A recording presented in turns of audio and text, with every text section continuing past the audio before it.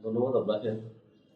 আসলে আপনার যে বিষয়টা নিয়ে বারবার কথা আসছে, এখানে আমি কিন্তু শুধু ইমরানকে আমরা পুলিশ হেফাজতে নিয়ে আসি নাই, এর সাথে ইমরান সহ আরো মোট ৬ জনকে আমরা পুলিশ হেফাজতে নিয়ে আসি। এটা ঘটনাটা হচ্ছে আপনার ১৭/১১/২০২৫ সাবেক প্রধানমন্ত্রী শেখ হাসিনার ট্রাইব্যুনাল কর্তৃক মামলার যে রায় হয়, মৃত্যুদণ্ড কার্যকরের রায়, ওই রায়ের প্রতিবাদে নিষিদ্ধ সংগঠন ছাত্রলীগ, যুবলীগ এবং আওয়ামী লীগ এরা মিলিত হয়ে সরকার সরকার বর্তমান সরকারকে বিরুদ্ধে বিভিন্ন উস্কানিমূলক স্লোগান এবং সরকারের প্রতি একটা বিরূপ বিরূপ প্রতিক্রিয়া সৃষ্টি হয়।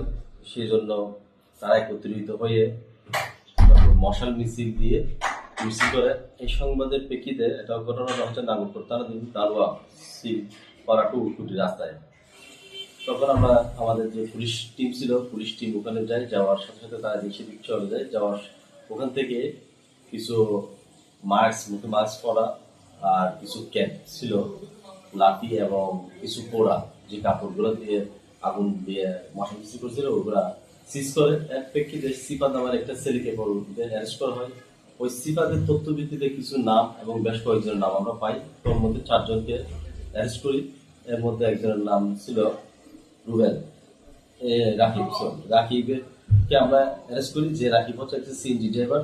সে সিএনজি করেই শান্ত, বেলাল, ইয়াসিন এবং যে ইমরানের কথা বলতেছে, এই ইমরান সহ ওই সিএনজি করে যায়। যাওয়ার পর ওই সিএনজি ড্রাইভারটা সহ তাদের মিছিলে অংশগ্রহণ করে, মিছিল থেকে আবার এদেরকে নিয়ে আসে। পরবর্তী রাকিবের তথ্য মতে রাকিব ইমরানের বাড়িতে নিয়ে যায়। রাকিব ইমরানের বাড়িতে নিয়ে যাওয়ার পর ইমরানকে দেখা যায় যে এতে ইমরান, এই ইমরানে আমাদের সাথে মিছিলের সাথে গেছিল। ইমরান কি ওখান থেকে তার ফ্যামিলি যারা আছে, তার ফ্যামিলিদের সামনে জিজ্ঞাসা করি, ফ্যামিলির সামনে তারা কিন্তু স্বীকার করে। ইমরান তার মা বাবা কিংবা ভাই আছে একজন ইমনের সামনে সে স্বীকার করে যে সে মিছিলে অংশগ্রহণ করছে এবং সে বলল আমার সাথে ইয়াসিন এবং বেলাল, শান্ত এবং বাদশাহ ছিল। পরবর্তীতে সে নিজেই ইয়াসিনের বাড়িতে নিয়ে যায়। ইয়াসিনের বাড়ি থেকে ইয়াসিনকেও সে দেখা যায়, তার শনাক্ত মতো ইয়াসিনকে আমরা আটক করি এবং ইয়াসিন স্বীকার করে যে তারা একসাথে ছিল। পরবর্তী ইয়াসিন, ইমরান সহ শান্ত এবং বেলার বাড়িতে অভিযান পরিচালনা করা হয়। অভিযান পরিচালনা করে তারা কোনোভাবে জানতে পারে তারা পলাতক হয়েছে, তাদেরকে গ্রেপ্তার করা সম্ভব হবে না। কিছু কিছু আমাদের ফেসবুক আর এগুলোতে যদি দেখে যায়, এটা একটা একটা গোষ্ঠী, এটা নিষিদ্ধ ছাত্রলীগ, যুবলীগ এবং আওয়ামী লীগের ইয়ে। আপনি বিভিন্ন পেজে দেখবেন তারা খুব এটা নিয়ে বিভিন্ন বিভ্রান্তকর তথ্য দিচ্ছে। আমাদের পুলিশের মনোবল যাতে নষ্ট হয়, গুজবের মতো একটা তথ্য দিচ্ছে, যাতে মানুষের একটা এই ছেলেকে দিয়ে একটা মানব বিষয়টা নিয়ে কাজে লাগে, আমাদের বিরুদ্ধে মিথ্যা প্রভাকাণ্ডা ছড়ানো। এটা আসলে না, এটা তাদেরকে যারা ধরা হয়েছে তারা নিজেরাই স্বীকার করছে, তারা প্রত্যেকে এটার সাথে সরাসরি জড়িত। এটা আসলে মিথ্যার কোনো লাভ নেই। আমাদের পুলিশের মনোবল অনেক শক্ত।